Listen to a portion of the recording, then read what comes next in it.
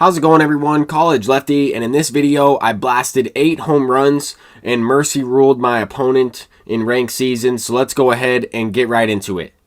99 overall, Jake Arrieta will be on the mound, and I'm going to go to Brusdar Gratterall in relief, testing these cards out on Hall of Fame difficulty for the first time in ranked seasons.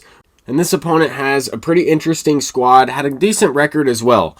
He had about 80 wins and 40-something losses. So 2 wins to 1 loss, that's pretty good ratio there. We're starting this game off with a perfect swing from Ken Griffey. I'm looking to extend it to a double, and he gets thrown out there. I felt like parallel 5, Ken Griffey Jr. will beat that out and kind of leg out a double right there. Anyway, Ketel Marte, this card is absolutely insane.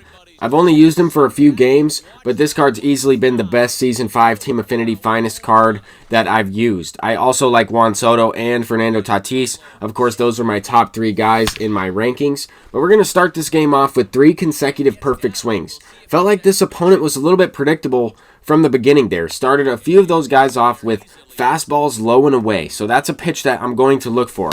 Something that I've already figured out within the first few batters. Here Babe Ruth sends a 2-run shot, so not a perfect swing, but we are able to take a 3-0 lead, get the confidence down on Walter Johnson, and then he practically becomes batting practice. This is actually a contact swing, 1-2 count, but so far I've hit the curveball for a base hit, the fastball out for a home run, so that gets the individual pitch confidence down on those pitches, and he's only thrown a couple of changeups.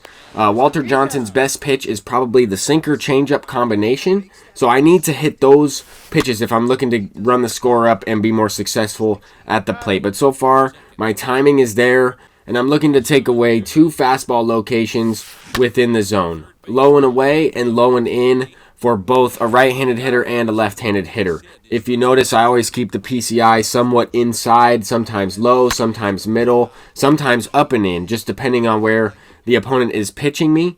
But you can see that I'm also looking to hit the outside fastball, and I was looking for it there that last at-bat with Ken Griffey Jr. Here with Ketel Marte, he's going deep once again on the later side of good, but the PCI is just sitting right in that location. He basically throws it directly into the PCI for a home run. Here I'm looking to test out a few Griffey animations. I'm trying to get behind this baseball, and I completely ran around it. And that's going to be the first hit for this opponent in this game. Obviously, I'm not trying to let the ball drop down out there in the outfield. But in previous games, Griffey has had some interesting animations. So I was looking to test it out by getting behind the baseball and seeing what it was like. But obviously, I missed the ball completely. And we might see something like that happen a little bit later in this game. But we get out of the inning. We have a 4-0 lead. That runner did not score. I had a great pitch count. As you can see, the pitch count has almost doubled in the next inning, and this opponent hits a home run. So that first hit will drop the confidence down a little bit because we had settled down, the first 8 or 9 batters of this game.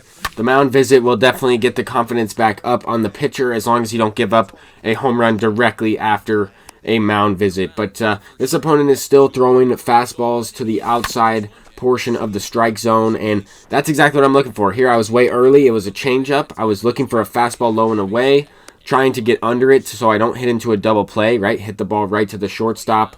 Now we have Pablo Sanchez, and I'm looking for a fastball low and away still, trying to get under it. This time he throws it middle in, a little bit too much right down the middle, and we smack it out. No PCI home run there for Pablo Sanchez. Next batter up, Babe Ruth. He's going with the fastball low and away. As you can see, he is going to that pitch several times to start the hitters off, as well as for the second pitch of the at-bat. So these are things I'm keeping in mind. I felt like this opponent was extremely predictable with a lot of his pitches. He didn't really throw too many off-speed pitches for a strike. And when that happens, the opponent or the person that you're playing can sit on a fastball and just get ready to tee off. But Babe Ruth puts his hands down. Usually when that animation takes place, they're not going to catch the ball. I've had that happen with Ronald Acuna and Silver Fielders out in the outfield, and I've actually gotten hit in the head, not for real, but virtually hit in the head with Ronald Acuna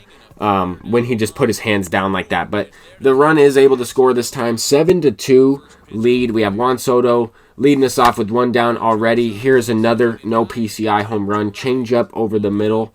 Juan Soto does have the first pitch hitter quirk as well as night player That's a changeup, so dead red and breaking ball are not activated, but he's still going to get a less of a PCI penalty, and you can see it went out for a home run. Obviously a ship it home run, right? 367, was only like hit 90-something miles per hour off the bat. But here we're trying to be aggressive. We have an 8-2 lead. I'm looking to get this runner in scoring position so I can go to Lou Gehrig, bring him in with runners on base. He has 125 clutch. Even though we have the lead, he's going to rival Goose Gossage, who also has 125 clutch. I am looking for a fastball low and away. He throws it to me, and I hit it off the foul pole for a 2-run shot. Those are the little things that make a huge difference in a game of ranked seasons, something that I'm looking for, and then I'm able to also execute.